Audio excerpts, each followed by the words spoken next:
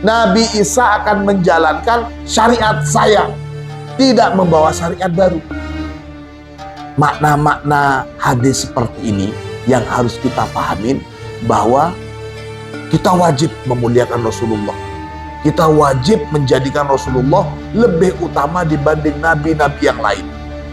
Tidak heran kenapa Syekh Ahmad, guru kita itu mengatakan, kalau kalian berguru saya, sudah, jangan noleh-noleh ke yang lain. Ini jangankan Syekh Ahmad, Rasulullah juga seperti itu. Kalian kok mau bawa ajaran kitab Taurat? Jangankan kitab Taurat, langsung Nabi Musa yang ada di tengah-tengah kalian, kalian mengikuti dia, kemudian kalian meninggalkan saya, sesat kalian. Sepintas kalau kita mendengar ini, seolah-olah Rasulullah itu cemburu kalau sahabatnya membicarakan dan mengunggulkan para nabi-nabi yang lain.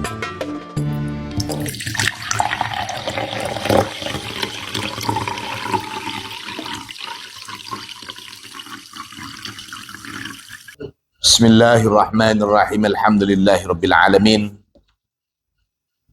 Allahumma shalli ala sayyidina Muhammadin al-Fatih lima ughliq wal khatim lima sabaq, nasiril haqqi bil haqqi wal hadi ila siratikal mustaqim, wa ala alihi haqqa qadrihi wa miqdarihil azim. Rabbi shrah li sadri wa yassir li amri wahlul 'uqdatam min lisani yafqahu qawli, amma ba'du. Fuqara Tijani rahimakumullah. Alhamdulillah, pada malam hari ini kita masuk pada pembahasan selanjutnya, Al-Hadisus Sadis, pembahasan hadis yang ke-6. Qala Rasulullah sallallahu alaihi wasallam. Rasulullah bersabda, ana haddukum minal anbiya'i wa antum hadzi minal umami. Saya ini merupakan nabi keberuntungan buat kalian dibandingkan nabi-nabi yang lain. Rasulullah menegaskan, saya ini nabi keberuntungan buat kalian. Mungkin bahasa kitanya, untung kalian itu nabinya saya. Kalau umpamanya kalian nabinya nabi-nabi sebelum saya, kita tahu bagaimana umatnya Nabi Musa. Kemarin kita sudah bahas, umatnya Nabi Musa dengan kesalahan menyembah patung anak sapi, mereka diterima taubatnya oleh Allah dengan cara saling membunuh. Itu salah satu keuntungan. Umatnya Nabi Musa, umatnya Nabi Ibrahim, tidak ada istilah kirim doa. Pahala mereka bisa mendapatkan sesuai amalan yang dilakukan. Gak ada namanya kirim doa di dalam ajaran fi suhufi Ibrahim wa Musa. Jadi kalau umpamanya sekarang ada mereka yang membid'ahkan acara tahlil, acara kirim doa, kemudian acara baca yasinan, hadiahnya kita kirimin ke orang tua yang sudah tiada atau ke orang lain, dianggap bid'ah, salah. Di Al-Quran, ayat yang menjelaskan itu adalah menjelaskan keterangan untuk umatnya Nabi Musa, umatnya Nabi Ibrahim, dan seterusnya. Untuk umat Rasulullah tidak. Salah satunya ini juga, ana haddukum minal anbiya wa antum hadzi minal umam. Dan Rasulullah juga tegaskan, wa antum, dan kalian itu hadzi minal umam, merupakan umat keberuntungan buatku, kata Rasulullah. Untung umat saya ini bukan seperti umatnya Nabi Musa, para Bani Israel. Mereka itu banyak sekali membunuh para nabi. Riwayat hadis ini lebih panjang lagi, ada seperti ini. Wa hunaka riwayatun mutawwalah li hadzal hadisi an Abdullah bin Sabit al-Ansari. Riwayat lebih panjang lagi hadis ini mengatakan begini. Qala berkata siapa? Abdullah bin Sabit al-Ansari, Ja'a Umar ilan Nabi sallallahu alaihi wasallam. Sahabat Umar radhiyallahu an datang kepada Rasulullah, wa ma'ahu jawami minat Taurat. Sahabat Umar datang membawa lembaran-lembaran atau keterangan-keterangan yang isinya itu ternukil dari kitab Taurat. Faqala, kemudian kepada Rasulullah Sayyidina Umar bilang begini, marartu ala akhin li min Quraidah. Saya ketemu atau bertemu dengan saudara saya dari Bani Quraidah. Quraidah itu termasuk kaum Yahudi. Yahudi di Madinah. Ada Bani Quraidah namanya. Saya ketemu dengan salah satu, berpapasan dengan salah satu saudara saya dari kaum Bani Quraidah. Yaktubuli jawami minat Taurah. Kemudian dia menuliskan kepada saya keterangan-keterangan tentang isi kitab Taurat. Afala u'riduha alaik? Apa mungkin saya sampaikan kepada jenengan ya Rasulullah? Jadi sahabat Umar itu membawa keterangan kitab Taurat, kasih tahu ini dari orang-orang Bani Quraidah ya Rasulullah. Mau lihat ya Rasulullah, ditawarin. Mau lihat ya Rasulullah. Faqala, mendengar sahabat Umar menawarkan sebagian isi kitab Taurat itu kepada Rasulullah, lantas Abdullah bin Sabit al-Ansari bilang, fataghayyara wajhu Rasulillah. Wajahnya Rasulullah itu kelihatan berubah. Jadi kelihatan tidak enak hati itu. Kita kan bisa tahu orang yang kalau sudah pikirannya berbeda atau mungkin karena marah atau karena nggak enak wajahnya berubah. Nah Rasulullah waktu itu wajahnya berubah juga. Fakultu, kemudian aku bilang, katanya si Abdullah bin Sabit al-Ansari bilang ke Umar, ama taro ma biwajhi Rasulillah. Hei sahabat Umar, gak lihat wajah atau reaksinya Rasulullah. Faqala Umar, diingetin seperti itu, lantas sahabat Umar bilang begini, raditu billahi rabba wa bil islami dina wa Muhammadin rasulah. Famazala yaquluha hatta asfara wajhu Rasulillah sallallahu alaihi wasallam. Sayyidina Umar terus mengatakan itu, raditu billahi rabba wa bil islami dina wa Muhammadin rasulah. Sahabat Umar terus bilang begitu, kemudian asfara wajhu Rasulillah. Wajahnya Rasulullah kemudian makna aslinya menguning. Maksudnya kelihatan santai lagi. Summa qala. Nah setelah agak tenang, lantas Rasulullah bersabda, walladzi nafsu Muhammadin biyadih. Demi zat di mana diri Muhammad berada di dalam kekuasaannya. Maksudnya demi Allah, lau asbaha fikum Musa, kalau umpamanya Nabi Musa itu ada di antara kalian, umpamanya Nabi Musa masih hidup dan ada di tengah-tengah kalian, summat taba'tumuhu, kemudian kalian itu mengikuti jejaknya Nabi Musa, kalian mengikuti Nabi Musa, mendengarkan omongan Nabi Musa ketimbangan omongan saya, kalian lebih percaya Nabi Musa daripada saya, kalian lebih mengutamakan Nabi Musa daripada saya, begitu maksudnya. Sumat taba'tumuhu wa taraktumuni, kalian mengikuti Nabi Musa dan meninggalkan saya, kata Rasulullah, la dhalaltum, niscaya kalian berada di dalam kesesatan. Allahumma sholli ala Muhammad. Meskipun kita tahu Nabi Musa tentu tidak mungkin menjerumuskan pada jalan yang sesat, tapi syariat yang dibawa oleh Nabi Musa sudah digantikan dengan syariat yang dibawa oleh Rasulullah. Fuqara Tijani rahimakumullah. Tidak heran kenapa Syekh Ahmad guru kita itu mengatakan, kalau kalian berguru saya sudah, jangan noleh-noleh ke yang lain. Ini jangankan Syekh Ahmad, Rasulullah juga seperti itu. Kalian kok mau bawa ajaran kitab Taurat, jangankan kitab Taurat, langsung Nabi Musa yang ada di tengah-tengah kalian, kalian mengikuti dia, kemudian kalian meninggalkan saya, sesat kalian. Kan sama maknanya. Tapi Rasulullah tidak membolehkan, tidak membenarkan umatnya menghina nabi-nabi yang lain.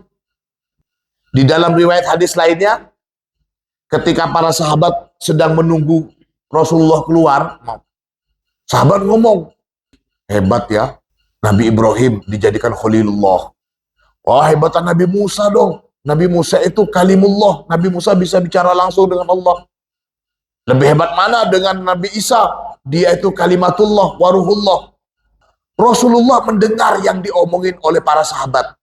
Rasulullah mendengar sahabat memuji-muji para nabi. Ketika Rasulullah keluar, lantas Rasulullah bilang begini, qad sami'tu kalamakum wa ajabakum. Saya sudah mendengar apa yang kalian bicarakan dan apa yang kalian kagumi. Inna Ibrahima khalilullah wa huwa kadzalik. Memang Nabi Ibrahim itu adalah khalilullah. Ya memang begitu.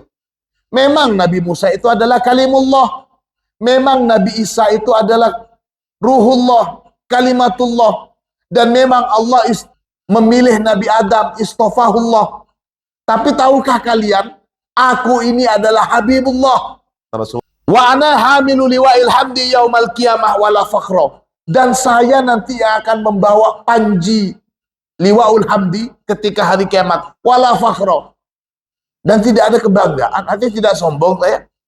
Saya ini orang yang paling baik, mulai dari manusia pertama sampai yang terakhir, saya orang yang paling baik. Sepintas kalau kita mendengar ini, seolah-olah Rasulullah itu cemburu kalau sahabatnya membicarakan dan mengunggulkan para nabi-nabi yang lain.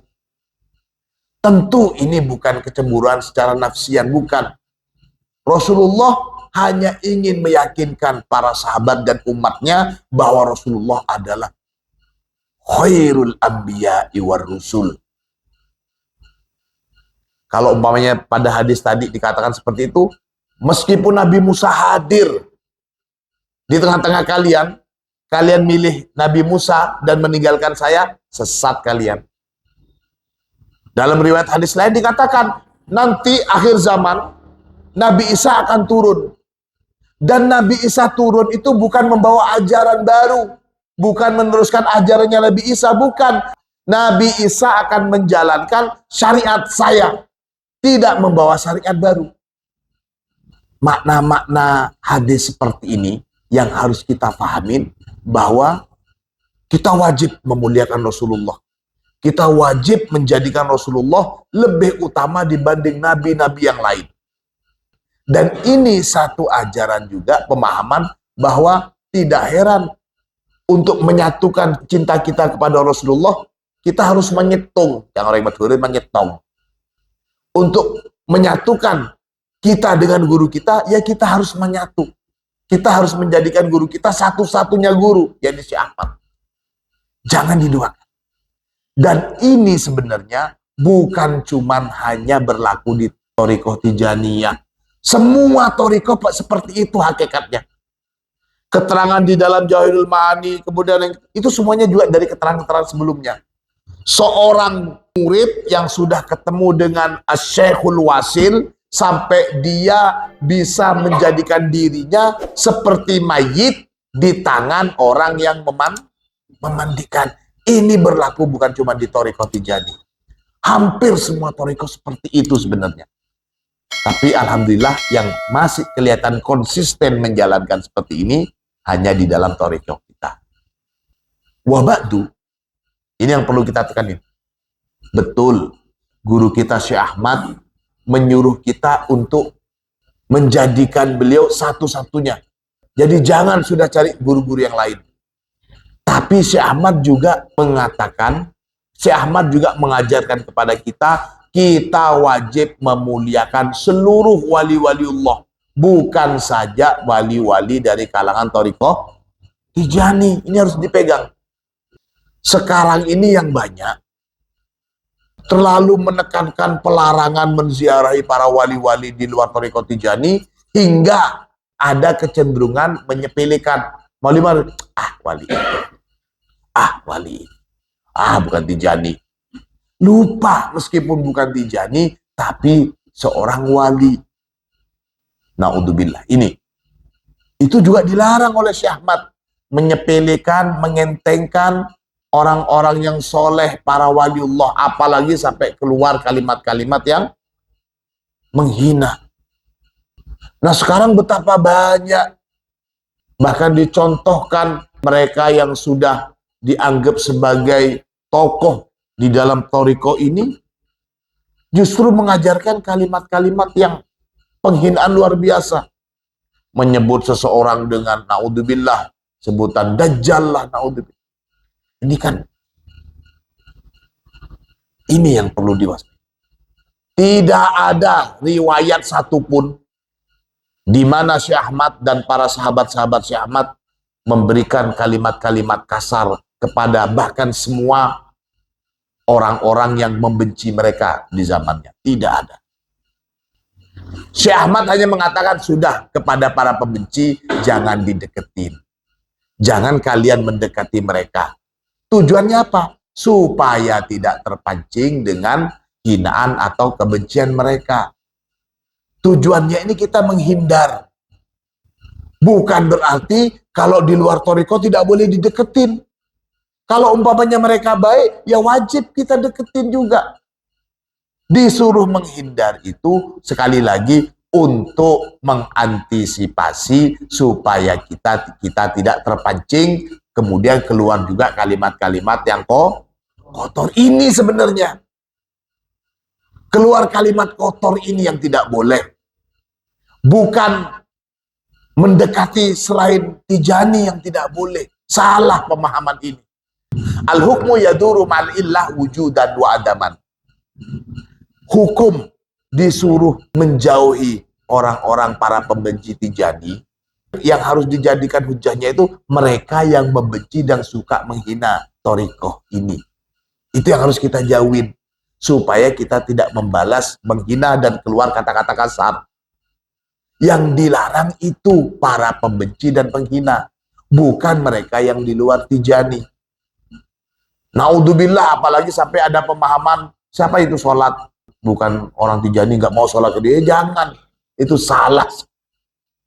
Hal-hal seperti ini harus kita pahami.